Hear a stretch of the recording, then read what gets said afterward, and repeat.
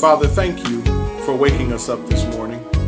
Thank you for blessing us to be here and to see another day that you have created. God, as we approach you this morning, we ask that you would please speak to us. Take time through this 15-minute devotional to speak to our hearts, to open up our minds, and to give us exactly what we need for the day. In fact, Lord, set our minds straight so that as we stand up and move out from this devotional, that this will determine the rest of our day. Lord, we want to start our day with you. We want to end our day with you. And so we ask, Lord, I ask that you would open my heart, open my mind, open my spirit to what it is you want to say. God, I love you and I thank you for who you are, for what you do in my life. I'm open to hear from you. In Jesus' name.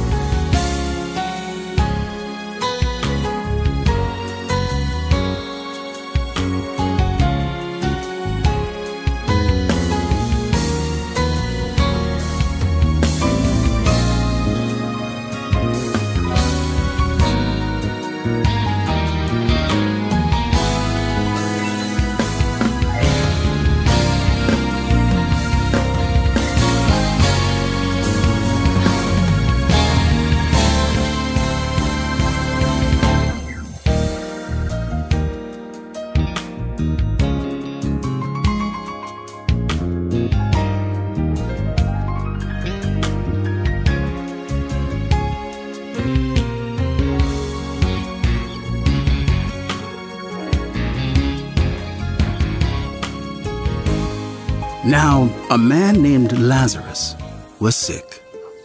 He was from Bethany, the village of Mary and her sister Martha. This Mary, whose brother Lazarus now lay sick, was the same one who poured perfume on the Lord and wiped his feet with her hair. So the sisters sent word to Jesus. Lord, the one you love is sick. When he heard this, Jesus said, "This sickness will not end in death. No, it is for God's glory, so that God's Son may be glorified through it." Now, Jesus loved Martha and her sister and Lazarus. So when he heard that Lazarus was sick, he stayed where he was 2 more days. And then he said to his disciples, "Let us go back to Judea." "But Rabbi," they said, "a short while ago the Jews there tried to stone you, and yet you are going back." Jesus answered, "Are there not 12 hours of daylight? Those who walk in the daytime will not stumble, for they see by this world's light. It is when people walk at night that they stumble, for they have no light." After he had said this, he went on to tell them, "Our friend Lazarus has fallen asleep, but I am going there to wake him up." His disciples replied, "Lord, if he sleeps, he will get better." Jesus had been speaking of his death, but his disciples thought he meant natural sleep. So then he told them plainly, "Lazarus is dead, and for your sake, I am glad I was not there, so that you may believe. But let us go to him." Then Thomas, also known as Didymus, said to the rest of the disciples, "Let us also go, that we may die with him." On his arrival, Jesus found that Lazarus had already been in the tomb for 4 days. Now Bethany was less than 2 miles from Jerusalem, and many Jews had come to Martha and Mary to comfort them in the loss of their brother. When Martha heard that Jesus was coming, she went out to meet him, but Mary stayed at home. Lord, Martha said to Jesus, Lord, if you had been here, my brother would not have died. But I know that even now, God will give you whatever you ask. Jesus said to her, Your brother will rise again. Martha answered, I know he'll rise again in the resurrection at the last day. Jesus said to her, I am the resurrection and the life. Anyone who believes in me will live even though they die. And whoever lives by believing in me will never die. Do you believe this? Yes, Lord. She told him. I believe that you are the Messiah, the Son of God, who was to come into the world. After she had said this, she went back and called her sister Mary aside. The teacher is here She said, and is asking for you. When Mary heard this, she got up and quickly went to him. Now, Jesus had not yet entered the village, but was still at the place where Martha had met him. When the Jews who had been with Mary in the house comforting her noticed how quickly she got up and went out, they followed her, supposing she was going to the tomb to mourn there. When Mary reached the place where Jesus was and saw him, she fell at his feet and said, Lord, if you had been here, my brother would not have died.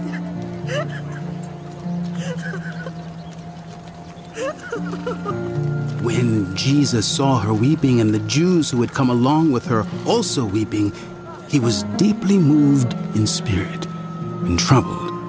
Where have you laid him? Come and see, Lord.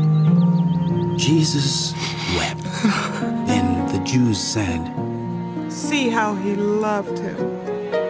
but some of them said, Could not he who opened the eyes of the blind man have kept this man from dying? Jesus, once more deeply moved, came to the tomb. It was a cave with a stone laid across the entrance. Take away the stone. He said, But, Lord, said Martha, the sister of the dead man, by this time there is a bad odor, for he has been there 4 days. Then Jesus said, Did I not tell you that if you believe, you will see the glory of God? So they took away the stone. Then Jesus looked up and said, Father, I thank you that you have heard me. I knew that you always hear me. But I said this for the benefit of the people standing here, that they may believe that you sent me. When he had said this, Jesus called in a loud voice, Lazarus, come out! The dead man came out, his hands and feet wrapped with strips of linen and a cloth around his face. Jesus said to them, Take off the grave clothes And let him go. Therefore, many of the Jews who had come to visit Mary and had seen what Jesus did put their faith in him. But some of them went to the Pharisees and told them what Jesus had done. Then the chief priests and the Pharisees called a meeting of the Sanhedrin. What are we accomplishing? Here is this man performing many signs. If we let him go on like this, everyone will believe in him, and then the Romans will come and take away both our temple and our nation. Then one of them, named Caiaphas, who was high priest that year, spoke up. You know nothing at all. You do not realize that it is better for you that one man die for the people than that the whole nation perish.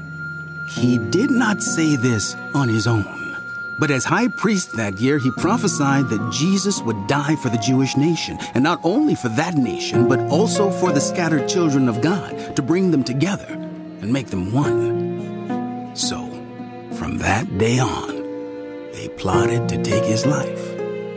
Therefore, Jesus no longer moved about publicly among the Jews. Instead, he withdrew to a region near the wilderness, to a village called Ephraim, where he stayed with his disciples. When it was almost time for the Jewish Passover, many went up from the country to Jerusalem for their ceremonial cleansing before the Passover. They kept looking for Jesus, and as they stood in the temple courts, they asked one another, "What do you think? Isn't he coming to the festival at all?" But the chief priests and the Pharisees had given orders that anyone who found out where Jesus was should report it so that they might arrest him.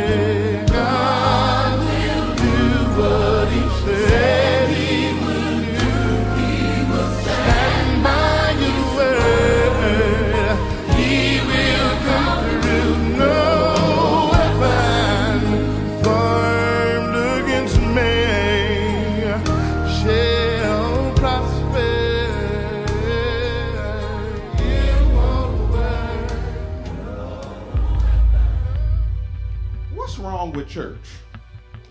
As someone who's been in leadership in church for almost 20 years, we're kind of taught how to manipulate people as opposed to bring them to Christ and teach them how to walk Christ-like. It's kind of walk according to what I say or what we believe in this building. You got to be careful how you hear. Even Jesus says that in several occasions. Jesus says, be careful how you hear, right? Because you may not be hearing what's coming out of me, but you may be hearing what's going on inside of you.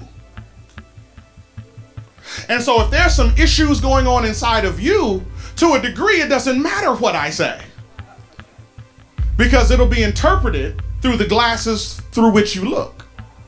There's a lot of judgmental people in church. It's because you have built a culture around you that makes you comfortable to do what it is you do. And oftentimes, many of us, we come to church, we cry big tears, and then we go back out and live the exact same way because we think we can go back to the same culture and be different. If you open your heart up and be honest about the Bible, it shows them a reflection of themselves, and a lot of people just don't want to see themselves. So oftentimes, we as people, we want to personally remain the same, but we want things to change. Because we want difference without change. And it's difficult to have difference without change because what makes the difference is your change. There's a lot of distrust of the pastors. When you see the pastors riding in Cadillacs and limousines and wearing $1,000 shoes, and then the congregation is poor and hungry, and folks look at that and be like, He ends up saying to them, he says, the greatest among you shall be your servant. So what Jesus taught is the whole leadership model that you guys like to subscribe to because it puts you on a platform higher than the people you lead. Jesus says, I'm greater than all y'all, and I'm serving every last one of you. So if you want to be great, the new definition of greatness is not how many people you rule over, it's how many people you can properly serve.